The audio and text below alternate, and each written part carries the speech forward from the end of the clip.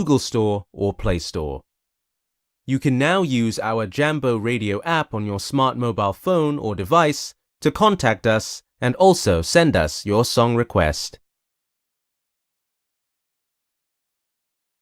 Across the World Wide Web, on your mobile devices, on social media platforms, this is Jambo Radio! www.jamboradio.co.uk. We are multilingual. We are conversational in the languages you best understand. We are Jambo Radio! Jambo Radio, inspiring transformation. Thank you. Welcome to the Property and Investment Show. You're with Anthony, Violet, and today we have a special guest for the second time coming. Tawambia ni nani? But for the second time coming, we have someone all the way from Kenya. Tuko hapa kuuza we are doing investments, yeah? So I will let first Violet to introduce herself and then our guests.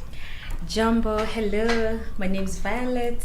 I'm a property consultant. I host this radio show together with Anthony, and today, for the second time, we are blessed to have Optiven. So, karibu sana Patrick. Introduce yourself. Thank you very much, guys. Yeah, you've had it right. My name is Patrick Kogo, sales manager with Optiven Real Estate. Thank you for having me back in the show again. Yeah. I'm happy to be here with you all. Last time ulikuwa nyuma ya nini? Last time Patrick was behind the scenes because he was bringing the CEO here, Dr. Washul. So you didn't get to see Patrick. Now today we will see Patrick and we will speak to Patrick and he will tell us what he actually does. Absolutely. It's been a minute actually. We've been off kind of for a minute. We've been off kind of, but we are back. But you know, when we're back only for one reason. Because we have something good to give and to offer. Absolutely. And I have someone who has a lot of things to offer. Sasa, where do we start? There's a lot of things happening. Mimi kwanza nimeamka leo, and then on my phone I'm seeing people are sijui kuna have you looked at your phone today? Have you seen what's happening in Kenya today? Oh my gosh, I've been up since 5 and I've not had a chance to look at You've what's not? happening. Busy schedule. Have you? Oh God, You know Patrick came from Kenya, but he might go back. Akute kuna chomeka. Oh my days, I hope akuchomeki. What's happening? Have you looked at what's happening? To be honest, I've had a very busy one here. You know him is busy. Where can you hebu ambia watu umetoka hata ndio ufike hapa umetoka where are you from to come here? Yes. So actually I'm on I want to see his passport. Unataka kuiona? Too many stamps. too many places. This young man is very busy. He's well traveled. Actually, I'm on my third week of my tour. We've been having the Optiven UK tour currently. We started off in Belfast in Ireland. After that we were in Slough for the Utamaduni Day. After that we went to Wales. After Wales we were in Northampton. And I'm telling you, Kenyans are investing. Are they? Yes, they are. Wameamka. I mean, no, wait. Even me yesterday, I met you somewhere. Ebu say, yeah. People are people putting down. Literally, we've had such a. We have to tell the other ones who are not that they do. You should not think that people are not doing it. Absolutely, absolutely. But one thing by the way, Kenyans, they like investing in secret, personal. They don't need to make noise. Na ukichelewa. Now you don't tell me you got, you did. And the beauty is, absolutely. Gen Zs wanna invest. Absolutely. Yesterday we had a very good uptake as well at Calabash Restaurant here in Scotland. And I was very impressed. Actually, I was with Anthony, having a very young youth who's only 20 years old. Wasn't she 20? She said 2021 years old. And investing back in Kenya. She actually invested in the Nanyuki property. So if you're seeing such an uptake from Kenyans, also the youth, the Gen Z we've been talking about, being so happy to invest, it means there's a focus. There's a direction now guys in the diaspora are having. which we are happy to take them through the journey. Yeah. Gone are the days that it's only our parents who used to invest, you know. Ati shamba ni ya wazee. No. Anto, hiyo story ya shamba ni ya wazee, hiyo story ziliisha. We need to have our own properties. Yet to as the youth. Not yeah, generational. Yeah, I was challenged yesterday when someone who's as young as 20 exactly is doing that. Exactly. She's around. We might bring her to say hi. Oh, fantastic. To say why she even thought of or why she trusted you. Labda ulimdanganya ukamuuzia. Hata kujua venye. You know, there must have been a reason you convinced. Like, what was the reason she thought I should do? And it's a first point contact, actually. It's not like she knows about the company or anything. I don't think she even knew about Optiven. No. She met you Apple. I think also how we've already set up as the company Optiven. Like we've now been operating for 26 years as Optiven under the leadership of Dr. Washiri.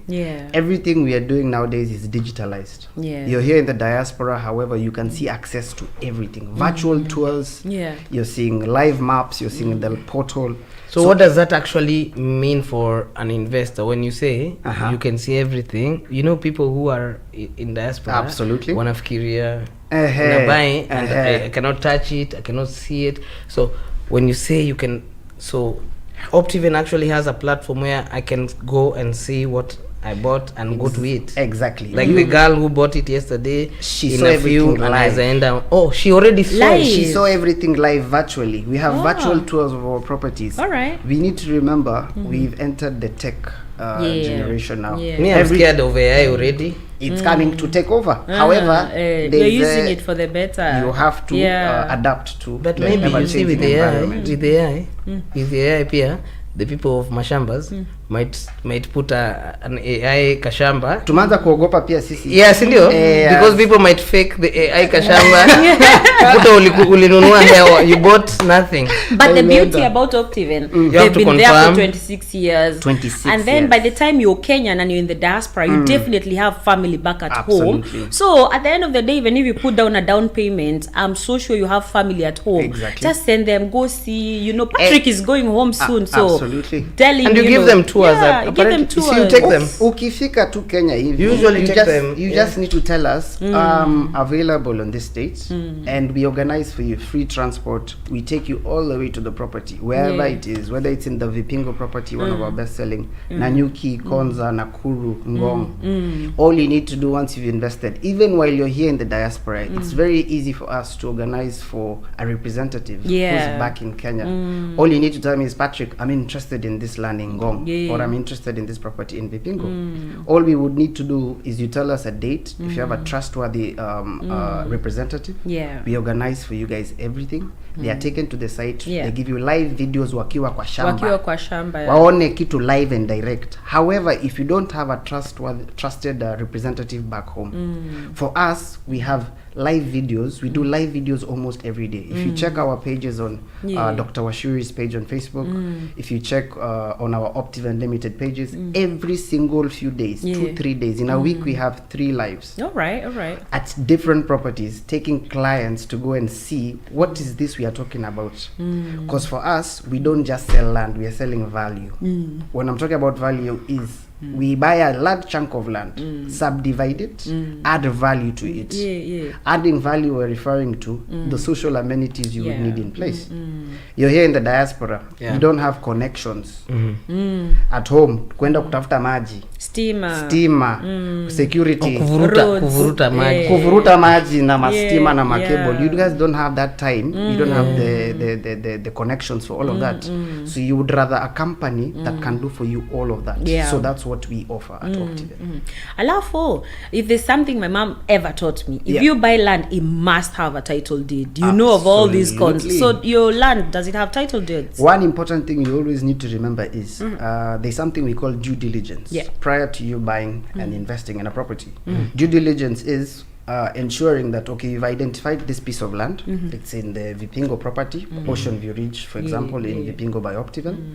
We give you a copy of the title deed, and then we give you the copy of the title for that particular individual plot that you're investing. Yeah. Let's say Anto anataka kununua number 20, plot number Because 20. kama jana, you had a very big map, and we always- had plots, He always travels with that big mouth. and plots were getting up to 6. I saw numbers 647 in plot 647, meaning maybe from 1 to 600. You have a lot of plots. Absolutely. And you'll be shocked, like Vipingo, the uptake there is crazy. We've sold almost 50%, between 30 to 50% sold already. And how big is it? The property is nearly 100 acres. What? So you've sold over 50, almost 50 acres. Yes, we are doing quite well. Do you know we are gonna have calabash in Kenya? Oh yeah, I remember you guys with the doctor. I was in that meeting when you guys made that deal. Actually, we were And yesterday, We I were- think he should say. yesterday we were actually with Mama Nyaks, the owner of Calabash Restaurant. yeah. A huge shout out to Mama Nyaks and Oh, yeah, our Calabash queen in Restaurant, Glasgow. the Kenyan restaurant doing so well here. Yeah. She hosted us. It was beautiful. She's actually our proud investor at Vipingo.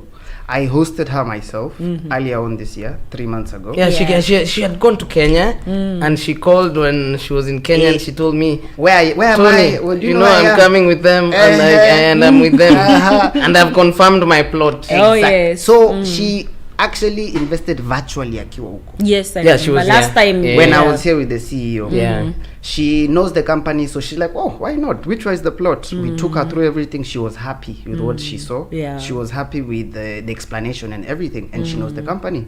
She went ahead and put her deposit of £1,500. Now, with a small deposit like that, it already catered for a flight for her. As soon as she reached Kenya like this, we already had organized for her a flight to go to Vipingo to go view the property. Yes. I think you should repeat that because Mama Nyaks took a very prime.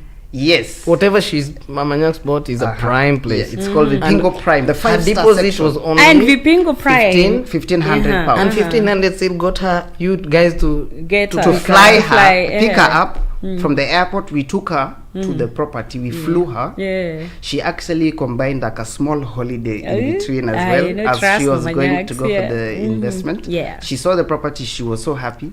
Actually, immediately we got 2 other people who Yeah. onboarded from Mama Nyaks. Yeah.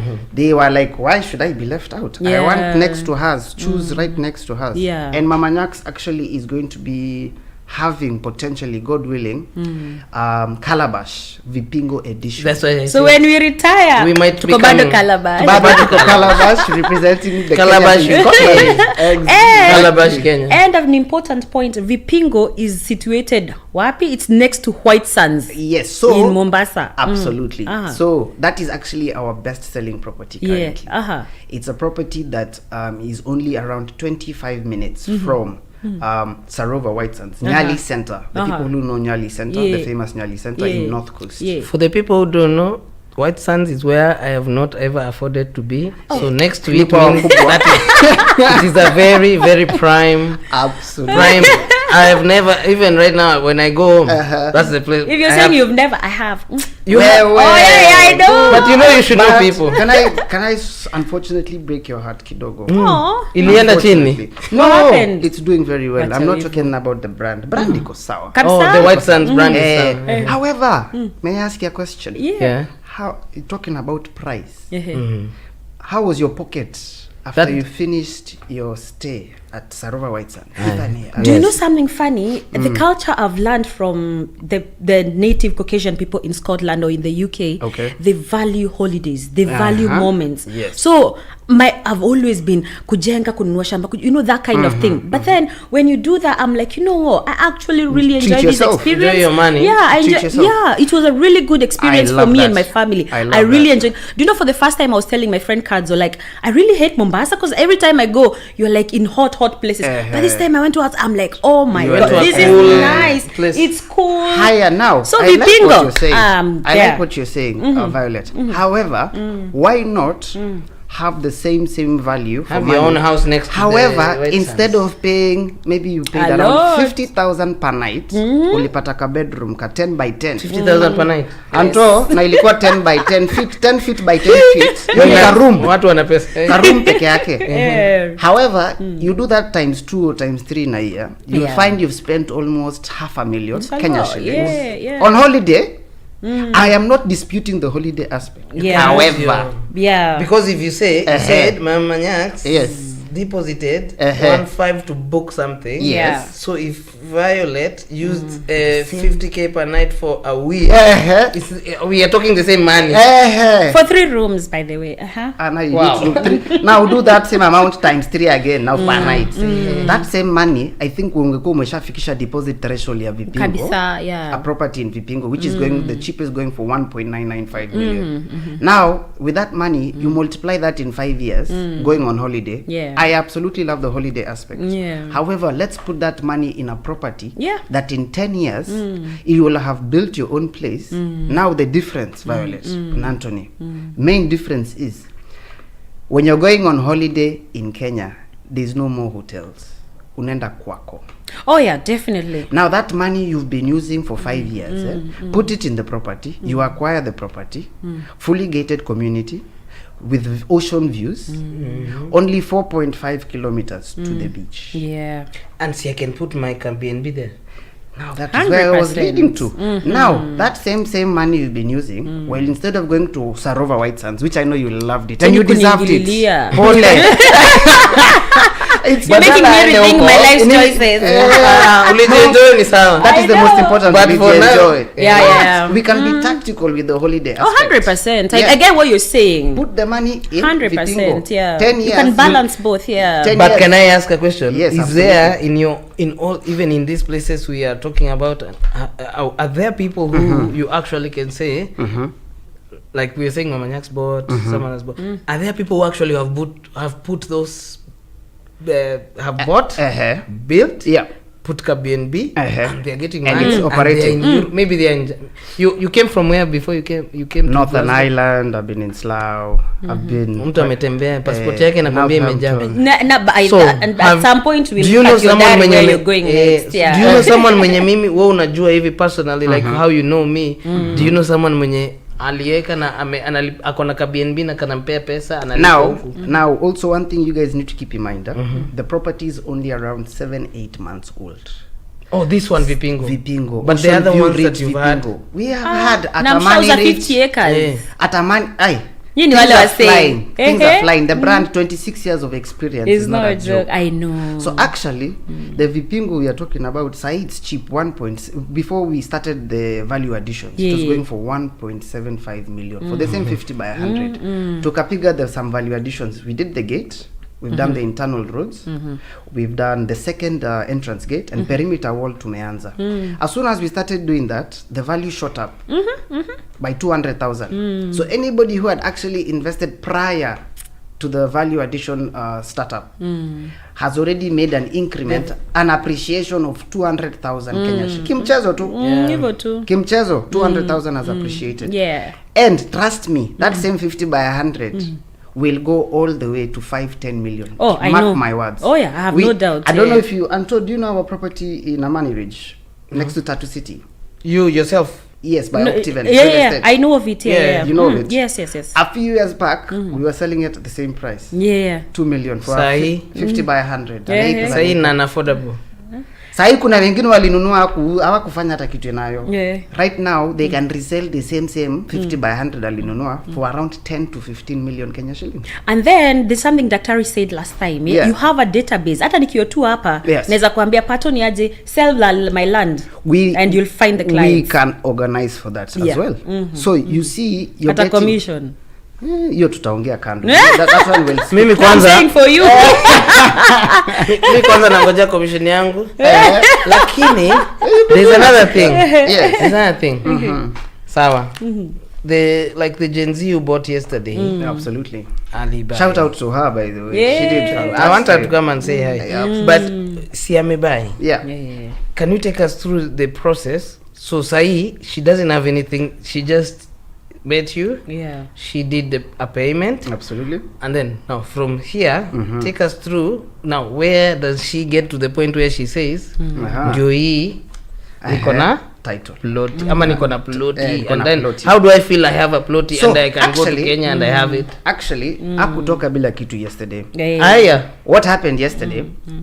we opened the map. Uliona the big map tulitupata tukifanya. You have 2 big maps. Sio 2. We have for each property. So ni Vipingo, Ngong, Nakuru, Konza. Yeah, you had a couple of maps. Yeah. Kuna list. So there's a couple of them. So people should know that wakiona ploti unaona kona yenye umebuy. Absolutely. Ama kwenye umeka do unaiona. See live and direct stories. And we even have a live portal. So actually let me take you through the process of what happened yesterday with John. So it started off actually with showing her the options we have, the catalog we have.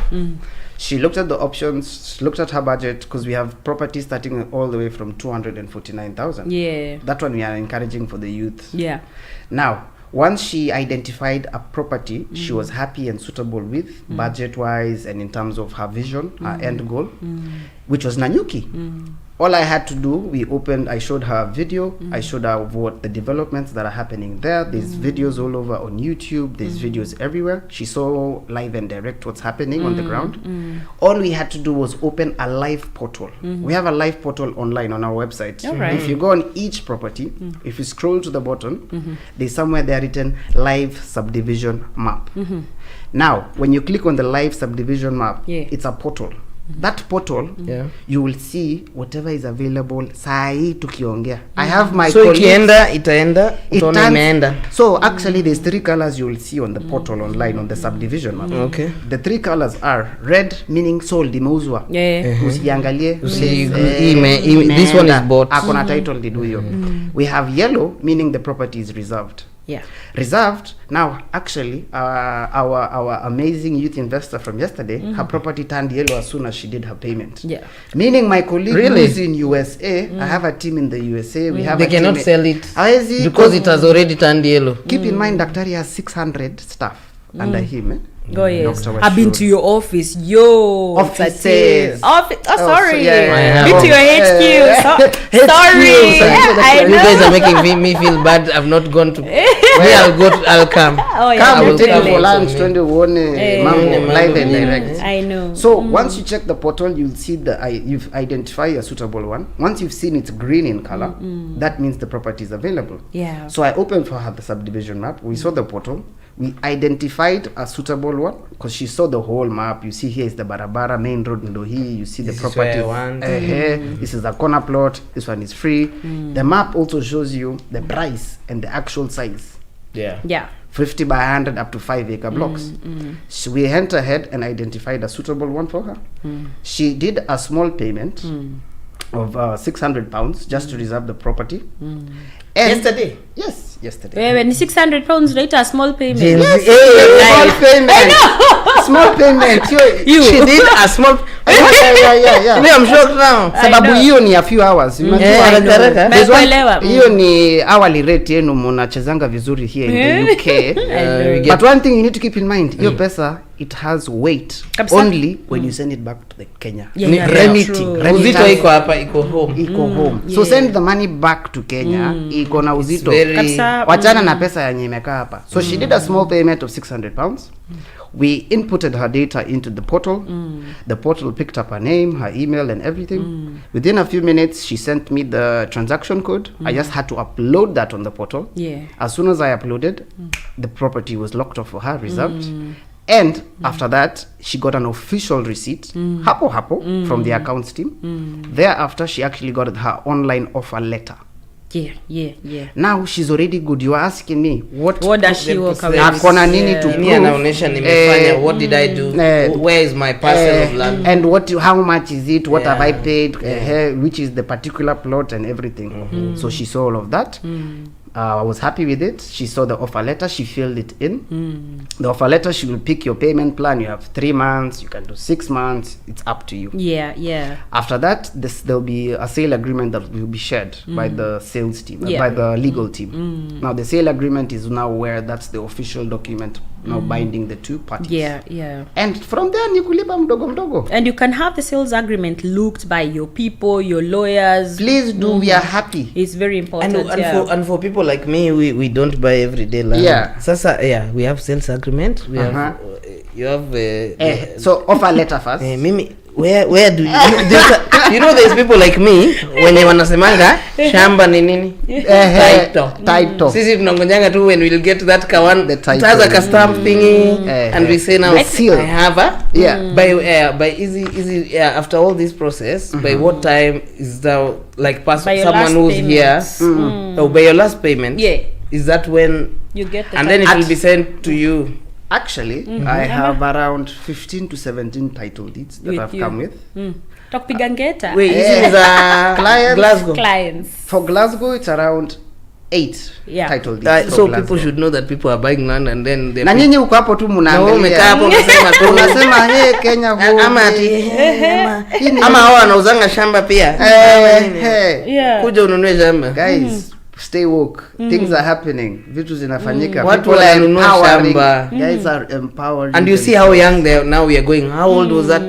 You said 20. 20 years old. When, when I was 20, promise you, I did not think about it. Hapo ndo unasemanga when I grow up. When I was 20, I was thinking about I'm hearing in Kenya they wanaita county. I was thinking about kubaika county kamoja. Not a plot. Not the See the county. Jezi wa sahi Wameamka. serious man. They were- Look at Patrick. How old are you? Even And him, you're amazing. him is young. Yeah. And he's he's very outside sharp. here hustling. Yeah. Can I be honest? And he studied in the UK. Tell us a little No, bit about Joe, yourself. if you say your age right now, it will never be forgotten. So in case nimemwambia mtu mwingine But this is just to show, like, you know, transparency and honesty is our virtue at Optivate. So actually myself, I was actually here back in 2013. Yeah. Nakaa mdogo, I look quite young. I thank God for good genes. However, I was here in 2013. Amen. Bwana Yesu asifiwe Yeah. kabisa. So 2013 is when I was here for my university. What did you study? I did exactly what I'm doing. What? Real estate Real management. estate. That's what you did in school. I was in Oxford Yeah. Brooks. At Oxford? What? Check if you're not Sio hivyo. Yeah, I was in Oxford Brooks. Studying my real estate management undergrad. Yeah. After that, I did my master's in business management entrepreneurship. Check you out. Tunajaribu. Thank God. No and kugalia in man. No, we are only trying. I know. Kujaribu. So that was in Oxford Brooks, and then thereafter, I was here for around 6 years. Did you do your masters in Oxford as well? Yep. I All did right. both. Okay. My Pato, you undergrad- are in UK for 6 years. Yeah, 7. Okay. How old are you? No, where? In England or in Scotland? Oxford is in England. Oxford, England. Umeka Oxford 6 years. Yeah, na nikachoka. That's why you are moving like that. You're I maneuvering know. like someone who knows nothing. You are not. Chezeni na hao majenzi wase. So yeah, and after I did my masters, me there was only one focus and one goal at the back of my mind. Let me go empower my people back in Kenya. Let me take my knowledge, whatever I've gained from here, take it back home. As soon as nilifika Kenya hivi, as soon as nilifika, nikapatana na na doctor. one of the greatest man ever. Yeah, I knew that's what I was gonna ask you. Did doctor influence you from here, or did you meet him home afu akakuingiza box juu? Doc alikaa hapa for 1 hour. And that video hapo Same seat. na wewe ulikuwa bodyguard wake pale. Nilikuwa bodyguard yote. Doctor akikaa hapa ongee. Utanunua shamba, ununulie watu wengine wote na uanze kukua serious na life. He's a very motivational. He's an amazing speaker. man. He gave us books. He's an author as well. He has 3 books. He's a great man. I think that's the reason why I ended up even staying longer than I expected. Maybe I was going to do maybe some work experience hapo. Uone tu kama market, nielewe. Uende. How is this Kenyan market doing? The Kenyan market nikaelewa, and I was meant to be there for kidogo, lakini Here we are. How many years Here later? we are I now. am on my 5th year going strong, and I'm still going and going. And I don't see you going anywhere. I Optivate is nyumbani. Optivate is I home. know, Optivate is home. But I love that the company has there's like a culture of there's a culture. Yeah, from his last interview, he said he invests in people. Yeah. He gets to know your But family, even, he gets to know. and even everyone. Which is amazing. Absolutely. Bado unaepuka kwa question yangu, how old are you? You, we are still going back to So it's not women only, I know. I'm But the point is for the Gen Zs, Zs, yes, 20 years old. So, me firstly, let me first say in terms of bado sitasema hapo. Let me say something by the way. In terms of experience, I am 5 years old experience in. Okay, I forgive you on that. But okay, let me tell you, there's nothing to hide. It's there's nothing to hide, to be honest. I'm 28 years old. Amazing. Myself. Yeah. I managed to get my first property actually when I was 19. Perfect. That is what inspired 19 years old. Wow. Hata tuulizi Tony alikuwa afanya nini at 19, but at 19 when I acquired, but haikuwa ya pesa mingi. I won't even say the amount, ilikuwa ile kadogo. No, we all start somewhere. That's something, you know. Niliona instead ya kununua the latest iPhone, ama ninunua the latest You show your friend I have an niko na simu strong, I decided why not put the same money in an asset that can appreciate in value over time. So that ikilala tu kwa kabati, nikikwambia I bought it for almost 500 pound. Na saa hii that same property I can get at least 7,000 to 8,000 pounds. It speaks. I bought it for less than. Wait. See, whatever you bought, you still have it, eh? Of course, niuze kwa nini? Wacha ipande pande. Kako, how do you think it has around 8,000 pounds? From 500 pounds. I don't want to say the specific. I said less than 500. Less than Nikwambia mtafikiria ni uongo hata. Yes, the value. Serious. And at the moment, bado mko na properties natoka hizo prices. Mko na shamba I think ya 270 something. Kwanza jana 289. Jana mpaka best yake. So to 60k, which is how much in pounds? Kuna mse tulifanya that's 1k? Yeah, actually about that. So which is na bado iko na payment plan. Sasa ndio nasema yes, jana si tulifanya mpaka kahesabu ikakuwa the one like even the Gen Z who bought whatever she will need to pay was coming to 150 pounds, 200 pound per month. Amechukua na new key. Na new key. Na tabaki 150 pound per month. Manzi ni shift moja. Imagine. You see what I mean? However, she actually texted me this morning. She's even thinking of adding maybe to a quarter. Ni mnafaa mwanze kulipa commissions manzi. She's even thinking we'll bring her to say hi. Because she had the price is 785,000 for a quarter. She's like, why not? Let me. So there's properties for every age gap. Na bado unapata hapa tukiwa maybe mtu akiwa in 50s na bado ako in the 20s, unapata zile jobs tunapata they pay almost the same. I'm not saying it's the same, but pia watu wamekuja wakakaa wakasoma, so they earn higher. Absolutely. But I'm saying it's possible mtu kubuy vipingo na it's also possible kubuy na new key. So it's just somebody to alafu the younger people hawana nini, you don't have a lot of responsibilities. True.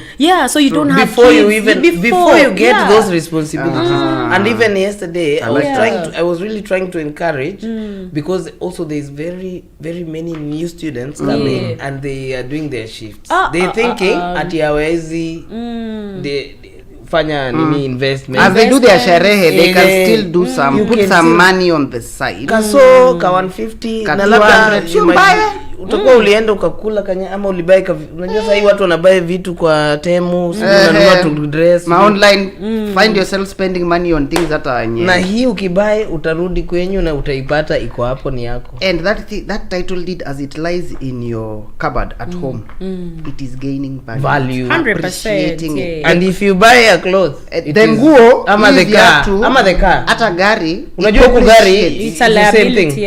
Huku gari you take the gari here for free, but you pay the same kama maybe kama 150. So which one is ile utaipata, hii ingine unatumia. They say the only thing that's no longer being made, it will never be made, is there's no more land being made. Can I tell you another thing, by the way? Population is increasing every second. Kenya, it will reach a point the places you'll buy Kutaja, lunch. unataka kusema Kenya kutaja? You wait and see. Yeah. There was a time Karen was not Karen. How are we? Yeah. I've seen some videos of billionaires from US wanasema the biggest, like the the next best thing Yeah. is investing in Africa.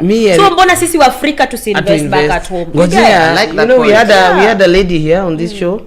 You remember the lady we had from America, bringing people from America to buy and to settle. Yeah. Actually, we'll hook you up with that lady. We need to. She has a lot of clients from America. Yes. They come to Kenya for medical tourism, and she's relocating them to Africa. She's Back telling to them, Africa. "You pay I really America, like that. put it here." There's one factor you guys need to remember as well. Why I'm liking the point you've brought up is there's two types of properties in Kenya. There's the leasehold properties and then there's the freehold properties. Hold that one on this. We'll come back now and start that one. We are gonna take a quick short break and then we will come from that point of now. What do you buy? Leasehold, freehold, and we tell you more about Vipingo. Kabisa. And tell you where CEO is. He's in Japan. Nimeona Chukonichiwa. CEO is moving, inspiring I know. globally. We'll be right back after this.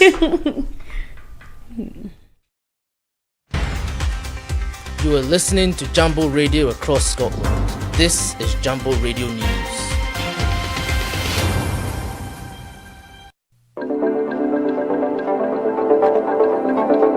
Latest news across Scotland. This is Jambo Radio. On Saturday the 31st of May at around 11:25 p.m, emergency services received a report of a fire at a property in the Kilbarchan Road area of Bridge of Weir. The fire was extinguished by the Scottish Fire and Rescue Service and inquiries are ongoing. Detective Sergeant Kenny Taggart of Paisley CID said the fire was set alight within a residential area and caused considerable distress and alarm to nearby residents. Thankfully, there were no reports of any injuries. Anyone that has any information regarding the fire can contact Police Scotland on 101, quoting incident number 4116 of 31st of May 2025. Glasgow city centre will see a new Pandora store opening at 78 Buchanan Street if plans are approved. Proposals will see the unoccupied unit completely transformed in order to accommodate the shop. The jewellery brand will open in what once was Lush on the city centre streets. The new store will see pink render applied to its outer brickwork with stainless steel and metal cladding and a full modern fit out internally. Scottish Tory leader Russell Finlay has said he wants to see the SNP out of power at next year's Holyrood election for the collective good of society. He has refused to rule out working with other parties to achieve that, as he accused John Swinney's party of being responsible for gargantuan waste of public cash while in office. Having only been elected to Holyrood in 2021, Finlay will be fighting his first election campaign as Scottish Tory leader next year. Defence Secretary John Healey has said that Britain has lost control of its borders over the last 5 years. He said that the previous Conservative government left the UK's asylum system in chaos and the country with record levels of immigration, which his government are having to deal with. On Saturday, 31st of May, 1,194 migrants arrived in the UK on 18 small boats. That is the highest number of arrivals in a day so far this year. And now for African news. The Ivory Coast political opposition, an alliance of parties known as the Coalition for a Peaceful Alternation, on Saturday, 1st of May, called for a political dialogue with the ruling party rally of the Republicans 5 months ahead of the presidential election. Opposition leaders demanding President Alassane Ouattara potential candidacy, as well as the exclusion of several political figures from the electoral list, including banker Hijane Thiam, who was a former CEO of Swiss bank Credit Suisse, to allow the candidacy of all political leaders. The country's former First Lady, Simone Gbagbo, asked President Alassane Ouattara to take his pen to write an amnesty law that will erase everything. And that's the latest from Jambo Newsroom. I'm Andrew Bainey. To better protect children and vulnerable adults in Scotland, the law has changed. from the 1st of July, if you work or volunteer with children or protected adults in a regulated role, it will be a criminal offence to not be a member of the Protecting Vulnerable Group scheme, sometimes known as the PVG scheme. Whether you're a home help for the elderly or a coach for a kids' football team, you'll need to sign up. Find out if this applies to you at disclosure.gov.scot. Kwa kupitia intaneti, kwenye simu yako ya mkononi, kwenye mitandao ya kijamii. Hii ni Jambo Radio. www.jamboradio.co.uk. Tunatumia lugha mbalimbali. Tunafanya mazungumzo katika lugha unayoielewa vyema zaidi. Sisi ni Jambo Radio. Tunahamasisha mabadiliko. Across the World Wide Web, on your mobile devices, on social media platforms, this is Jambo Radio! www.jamboradio.co.uk. We are multilingual. We are conversational in the languages you best understand. We are Jambo Radio! Jambo Radio, inspiring transformation. Kwa kupitia interneti, kwenye simu yako ya mkononi, kwenye mitandao ya kijamii. Hii ni Jambo Radio. www.jamboradio.co.uk. Tunatumia lugha mbalimbali. Tunafanya mazungumzo katika lugha unayoielewa vyema zaidi. Sisi ni Jambo Radio. Tunahamasisha mabadiliko. Across the World Wide Web, on your mobile devices, on social media platforms, this is Jambo Radio! www.jamboradio.co.uk. We are multilingual. We are conversational in the languages you best understand. We are Jambo Radio! Jambo Radio, inspiring transformation. Property and investment. My name is Anthony. I'm here with Violet, my co-host. Violet, say hi. Hi. Introduce yourself. What do you do? Oh, I am trying to buy property with Optiven. I like that. What I am doing? Yes. I am buying property with Optiven. That's what I am trying to do. 100%. I like that. Violet, what are you doing, and who do we have around us? We have Patrick from Optiven. So we just came back from a break for those joining us. And then we have, hello, our Gen Z buyer. Yep. We have wait. Can I use this word? We have a baddie. Angie baddie. But she bought land. That's very smart. Very smart. And we want her to introduce herself. Kwanza, we want Patrick to introduce himself again and tell us why he's here, what we are doing. Thank you guys for having me again. This is Patrick, Kogo, sales manager with Optiven Real Estate, #1 real estate in East and Central Africa.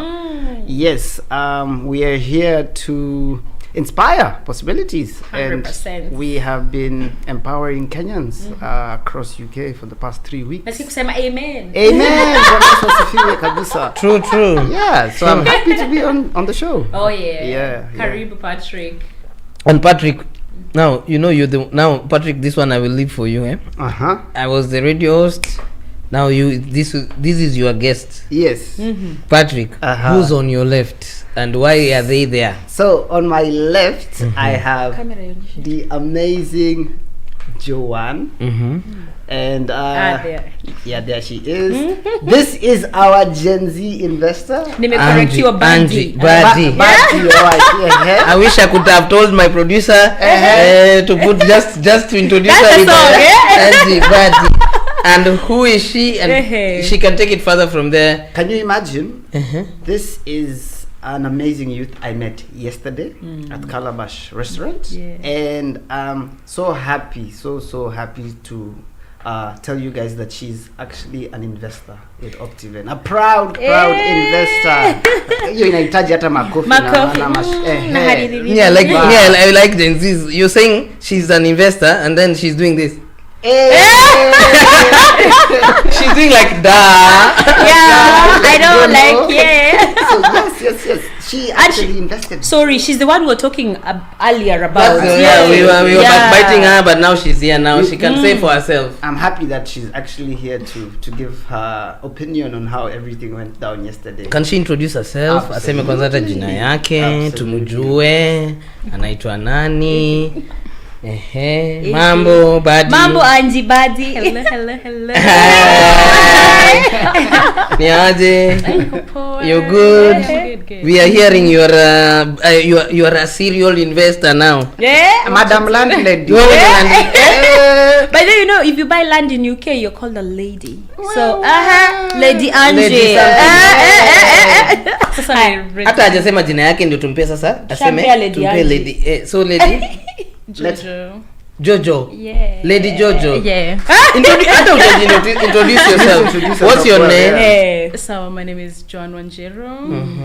I'm a Shiro, if you like, by the way. Shiro. Yeah. Shiro, how long have you been here? What do you do? What's up? How do you where did you even meet Pato? All these things. Tupeleke na mnafanyangaje, mnasemangaje tupeleke na rieng. I said it in my head that I'm like, I may not sound like a baddie, let me keep quiet. Come back. Bad stuff. The youth are investing. I know. Which is so great. So maybe she can tell us where we met yesterday. Yeah. And whether she knew. Na mbona ulisikia huyu msee alikuingiza box labda. You know Pato is young. Pato unaona venye anakaa young and very convincing. Yes, Pato will sell nini inaitwa nini ile kusell something in the desert. Story anasema like unajiuza kwanza alafu but you know sell the product, but at least you still know the product is good. Why were you convinced? So the prospects speak for themselves. You saw them. Yeah. Thank you.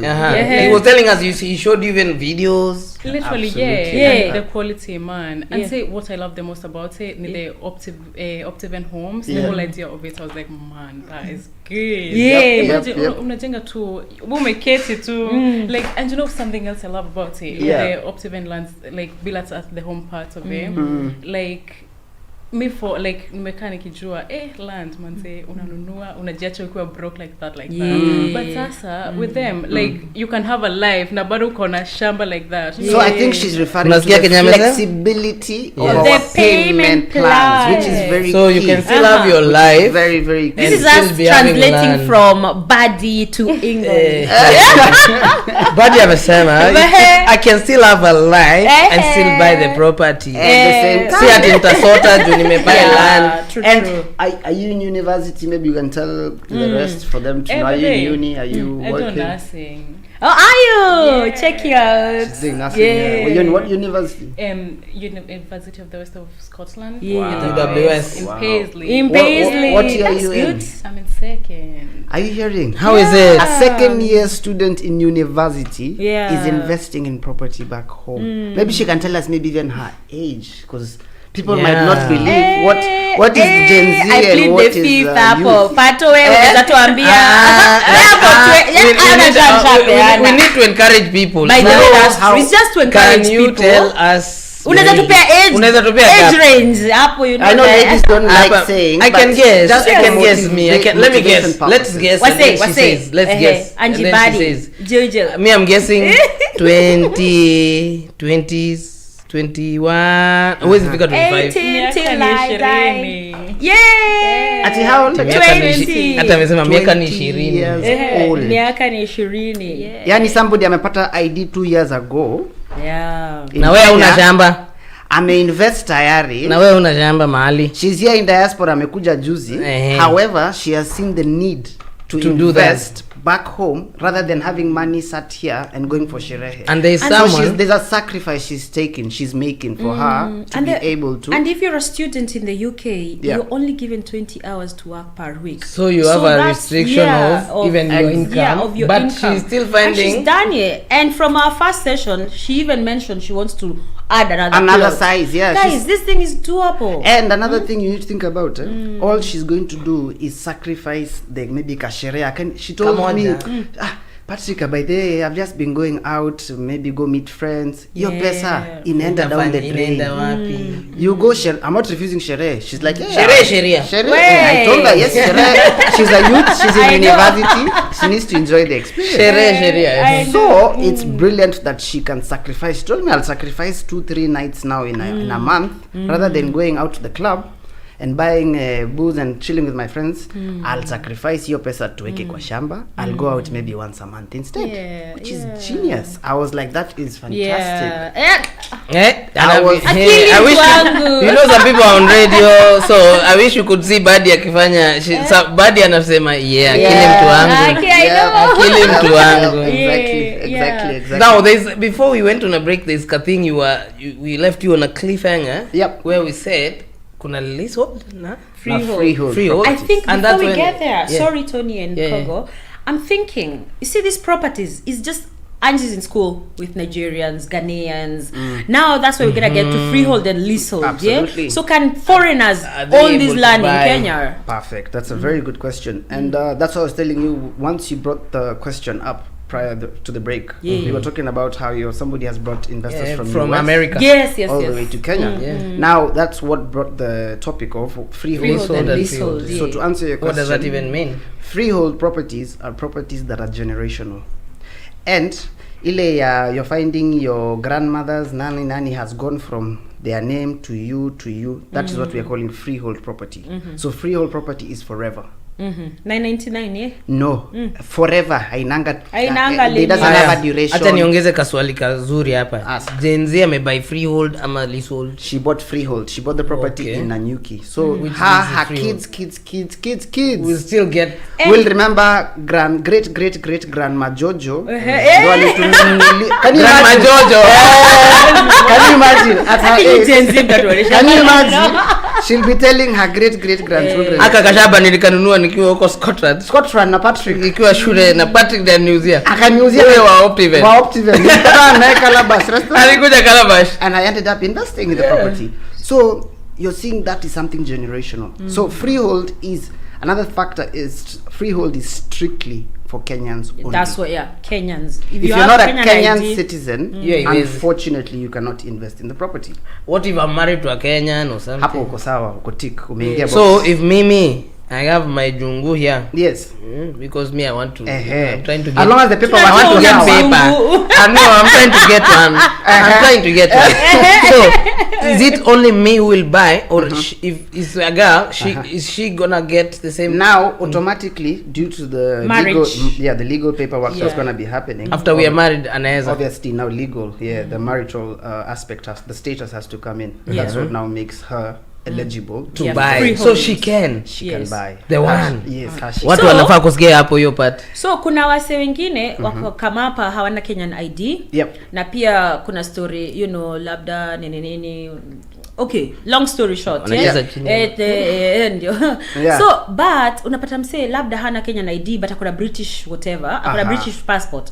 Wewe na wewe tunajua ni Mkenya, you get. So how do you go around it? There's such a huge group. Ama hao ni wenye tunatumianga CEO like deal na ikoram ya wase. So what happens in that regard is I am definitely sure they have some sort of identification from back home. Ama ile utamwitisha ile pin ya Kenya. She has a passport alikuanga nayo prior or something like that. We can use that Kenyan passport. It doesn't have to be an ID only. Maybe mtu alitoka Kenya. No, we would need a proper form of identification. So that has to be like a passport or a national identification for whatever country you're from. So in that aspect where maybe they're born in Kenya, they have the birth certificate, they have all of that in place, it's very easy for them to apply and get the actual paperwork, your passport or Kenyan ID we are referring to, due to the fact that they're already a Kenyan citizen but left maybe prior to them getting the paperwork and all that. However, in the case where they have no form of identification for Kenya, unfortunately that one automatically they'll have to buy a leasehold unless I'm very sure kuna go through CEO one way or another. We will assist in that. Na hiyo leasehold ndio tukua tumefika sasa. Leasehold nayo inamaanisha aje? Now the leasehold is usually for you own the property legally, everything is the same as a freehold property. However, the only difference is that the leasehold will run for a certain duration, a certain tenure of time. How long? So the duration in Kenya currently is 99-year lease. Ocean View Ridge Vipingo. And I've not met a 99-year-old person, so meaning it can I tell you it's renewable. Can I tell you the truth? It will be my child we might need to renew, not me. Not at all. Even your child. Let's say your 99 years is a long. Let me put it into perspective for you guys. let's say you have a kid who's 10 years old Right or now. 5 years old Eh. now. The good thing by that time watakuwa na Father Abraham. Yeah. Even them, if you add 99 years Because I don't to know a anyone who's 5-year-old, 99. no, add 99 years to a 5 To your age, even, no. even to you as your age, tutakuwa na Father Abraham. Not to my age. I know siongeze yangu. Tusiongeze Labda Gen Z age. tunaongeza kwa Yake bado atakuwa alive.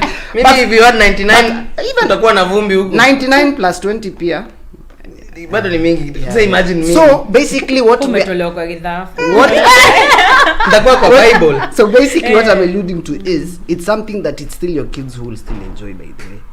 Yeah. It's still your kids that will end up enjoying it. Plus you, but your kids will. However, your next question would be, after 99 years, what happens?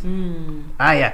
Once the 99 years is finished, at that point is where now we can renew the lease. You get another 99 years. There'll be a small How fee. much do you Is it 2.5? How is small? How small is small? I'm not gonna give an actual figure. Yeah. But approximate. Maybe £100. £100, £200, something like that. It's not.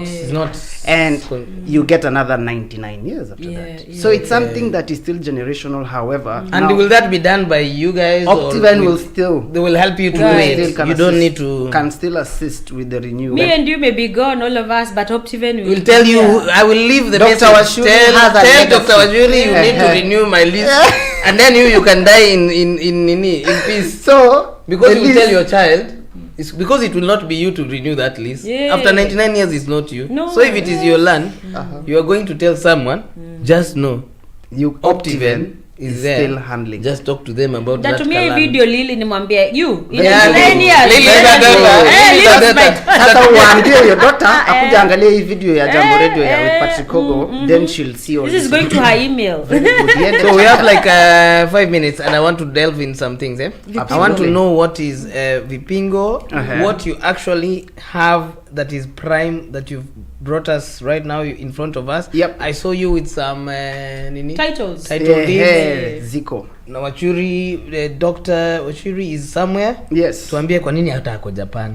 Oh, by the way, Na as afu we tuambie speak, pia Wednesday, Thursday, what's someone happening. So actually as we speak, CEO is in Japan, inspiring possibilities. He's in Tokyo. Konnichiwa, inspiring. Are you guys selling something in Japan already now? Mashamba, You see, mashamba. there's big things loading. Optiven, you can always expect something bigger. And Because bigger I've seen always Optiven is happen. now you know We're we cannot international, say we're Optiven is global. Kenyan. No. Optiven is global. selling Everywhere different in the world. place. Yeah. There's Kenyans in China. There's Kenyans in Scotland. Kenyans everywhere in the world. And not only selling to Kenyans everywhere, but also you are selling True. properties in now not only in Kenya. Absolutely. You have another. What where we is are it? doing basically is Kenya has become an investment hub. Everybody is flying into Kenya. Yes. They want to invest.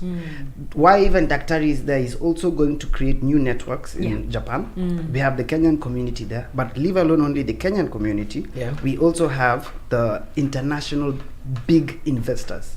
Vipingo, we have a section we are doing in bulk.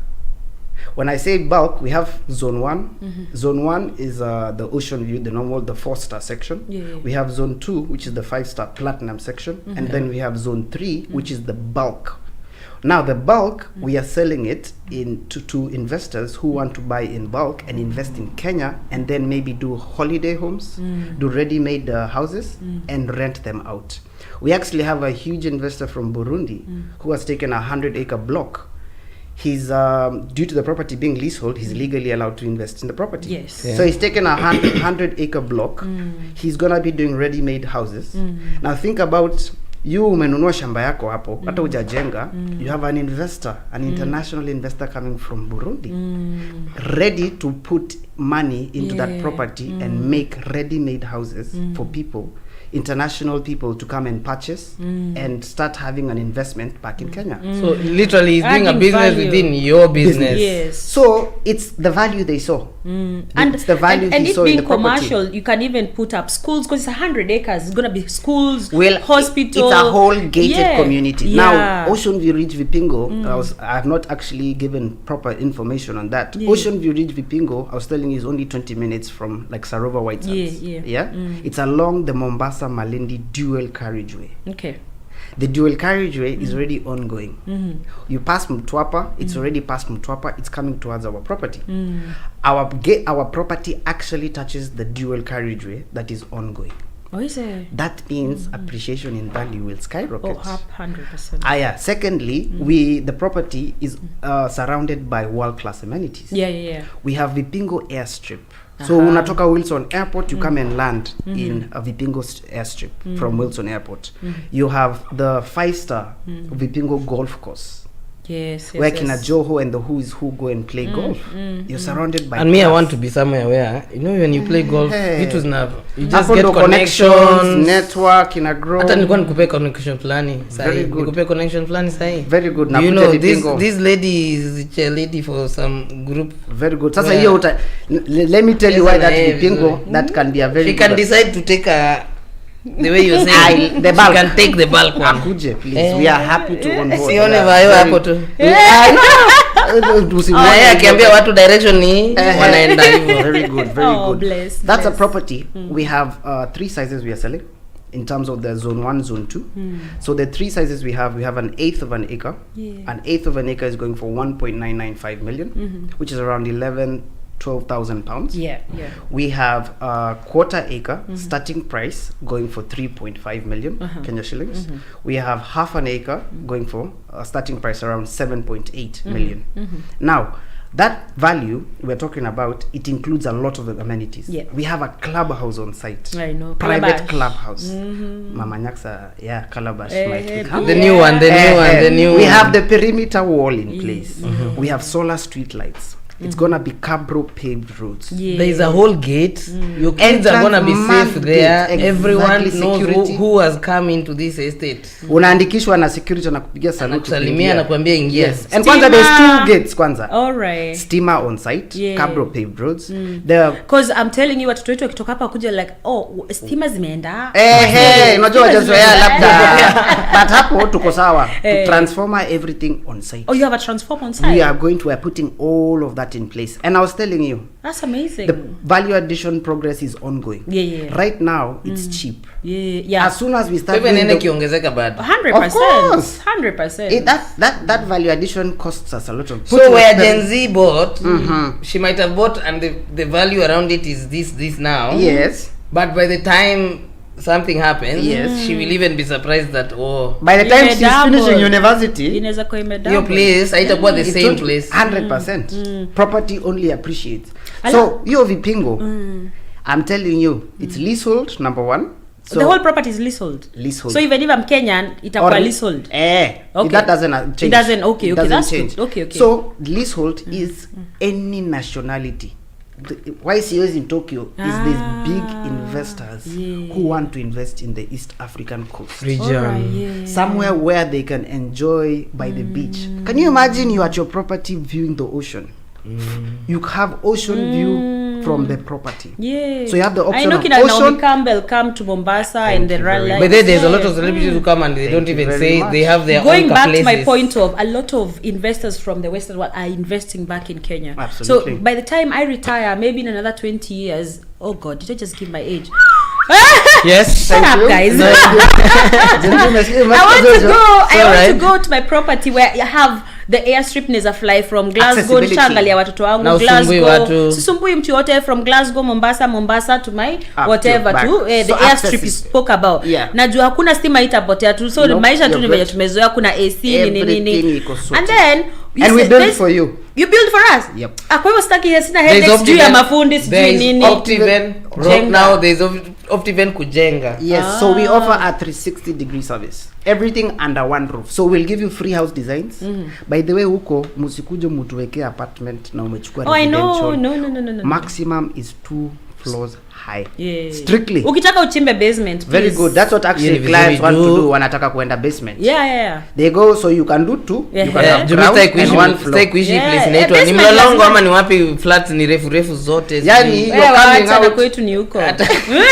Sasa hame akuje Vikingo. Akuje Kitengela. Hata hakuna kivuli, kila mtu amejenga nini? Wewe acha za ovyo. Nenda kwa hao madhi yako. Wewe ng'ombe tokeni kwa barabara. Vipingo, I know Vipingo is the place to be. And while I'm here in Scotland, we are having a very special offer. Yeah. Oh. This one is only available if you come today on Wednesday and tomorrow we'll have a final. That's what I wanted you to say. We have the Anchor event happening at Calabash Restaurant. So Patrick is available Leo today. We'll send the numbers today na kesho. I'll even give out my number towards the end of the show in case anybody wants to reach out directly. But yes, we'll be having an Anchor event tomorrow at Calabash from say 4 p.m. 3 p.m. till late. We know we have guys who are doing night shifts. Mimi sijakuja huko kulala. I stay until 3-4 a.m. I know. I was there with you until very late last night. I was even asking if you're okay to wake up for this show, because I knew it was a long night. I could have not missed this. But pia kama unapatikana mchana tuko bado even from 8 a.m. actually from 8 a.m. To around 4 p.m. I'll be at Holiday Inn Express. Holiday Inn Express Theatreland. So if you want to come for tea, you want somewhere a bit quiet, somewhere a bit discreet, you can come to Holiday Inn. We have some breakfast. Kama utaki tuone ukiweka shamba na watu wengi wa diaspora wapendangi hiyo. So if you want to have a one-on-one kama wewe ni Gen Z mwenye unataka kununua na how mind, come to Calabash. Kama Jojo atakuonesha. Jojo ameniambia ananiletea watu kama 4 of her friends. Alikwambia hivyo coming tomorrow to invest. I hope unampea commission.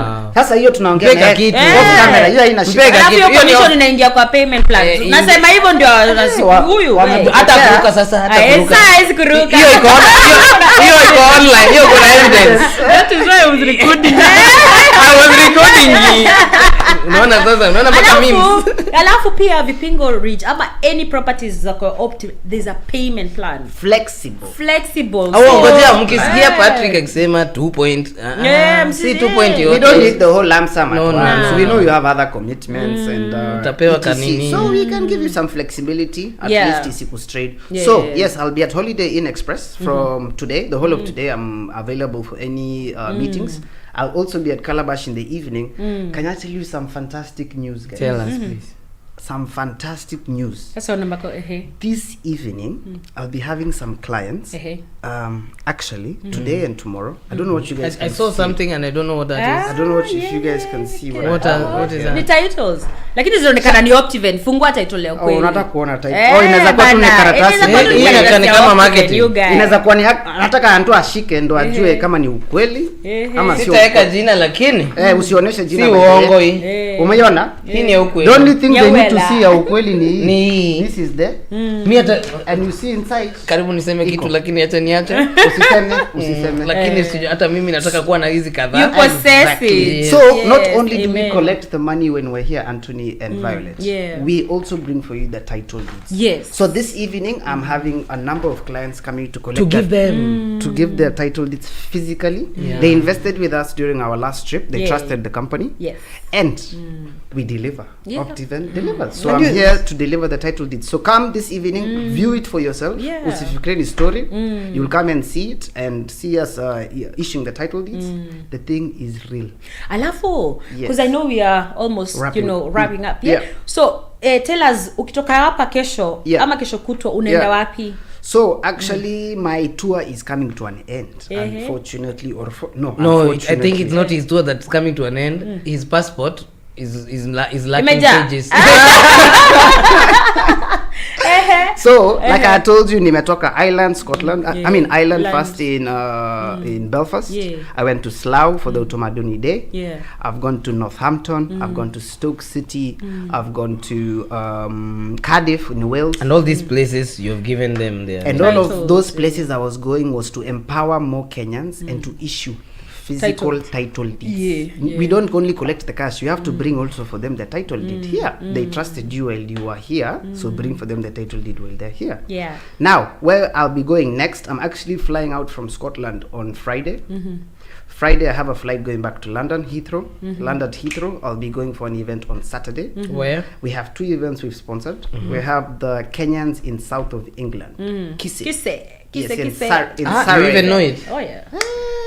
Me know them say. So we have around 6 title deeds to issue over there. Not only will be in Kise, we'll also have the Kenyan community of West London. So we've also sponsored that event. Sasa hiyo itakuwa nini quest? So that's on 14th, starting from 1 p.m. to 7 p.m. That's the Kenyan community West London. We are having a utamaduni wetu. That's when they're having their version. The location is it's gonna be happening in Teddington, Thames. However, I'll be posting all of this on social media. You'll get all the details. And the other event I was telling you, the location will be in Surrey. And your number, if someone wants to just reach out, if they've heard this radio show. Absolutely. So let me give out my number. I have 2 phone numbers. I have the UK phone number.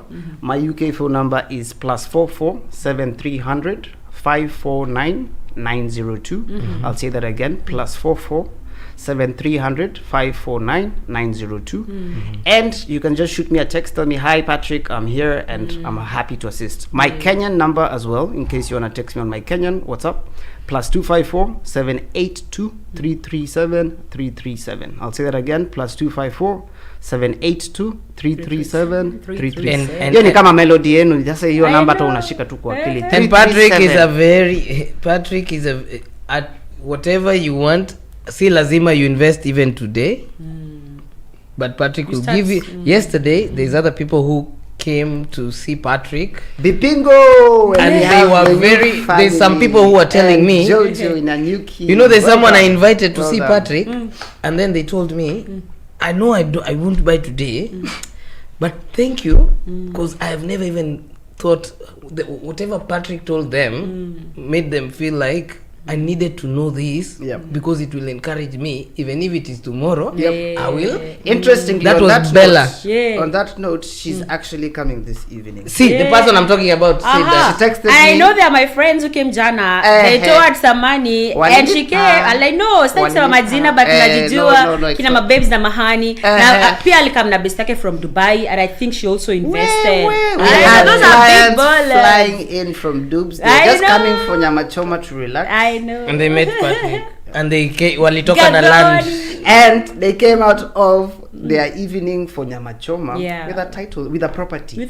Now next time I'm coming, now waletea title deed tukikula na wanyama tena. Mimi nataka plot next to them. Very good. Those are my G's. I've seen, by the way, nimeanza kuona ni kama kutakuwa na ka Kenyan Scotland. I hope you're Kenyan Scotland. There will be a street of everybody.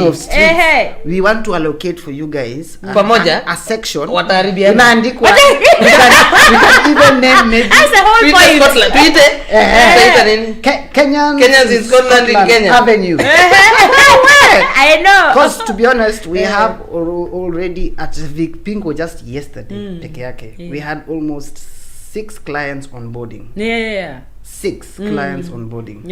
And more are coming today and more are coming tomorrow. And even Gen Zs are coming. Now we have Jojo who are doing a fantastic job. So why are you waiting? What's the wait? Mimi nalala hapo karibu na kina Gadhoni, kina Kijo hapo, na alafu naleta hao wengine pia mnajijua. You'll also see lastly Mutaona Jeff Koinange has just come on board.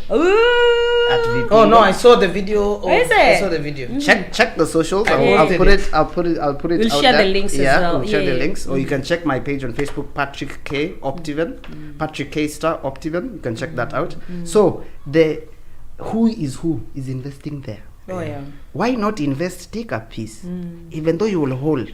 There's no hurry kujenga. But we encourage take it now. Take it now, let it appreciate. Pesa itakuja for jengering. And we can connect you guys with financiers that can offer the money for you to construct. And then you keep paying the way you're paying. Na uende kulipa mdogo mdogo. It's a phone call for Dr. Washuri. He can connect, do the connections. He's well connected. It's very easy. So all you need to do is dial the numbers we've given, check us on social media, and we're happy to onboard all of you. Thank you so much, Patrick. We are very blessed to have you. Thank you. Naona kuna watu sasa wameomoka, nimeona kuna Junzi amepata plot. Na mimi niko hapa pia tu naongea na kila life from your mouth to God's ears. Yeah, we need to and we will have maybe a street called Scotland there. Kabisa. Sisi tuko huko. Kwanza karibu hapo kwa Mama Nyax hapo. Hapo kwa Mama Nyax, Vipingo Scotland. Hapo ni Vipingo retirement in peace. Na leo mtupate after this tuko Calabash restaurant. Come speak to Patrick. Holiday Inn ukitaka kukuja for somewhere quiet. Alafu pia wenye wako Japan, Dr. Ashuri is there for how long? Dr. Ashuri will be there until he's there for I think 3 more nights. Oh, is it? Okay. 3 more days. So please do reach out. He's in Tokyo, Japan. The banners are all over the social media. All right. I'll share more after this with you guys as well. We'll share the links here. And if guys from Japan wananunua. Ni wewe ni nani? Whom are you? Why? Jojo if Genzi wananunua. Jojo ananunua akifanyanga slay. Hey, at 20 years old. I know. Think about by the time she's 30, what will be her net worth? Tumesema hapo the same time What will be her net worth by that time? Sio kununua iPhone na MacBook, wachana na hizo kwanza. Tununue shamba. Get value for money. Thank you so much. That was the Property and Investment Show with me, Anthony, and Violet. Bye-bye. Bye.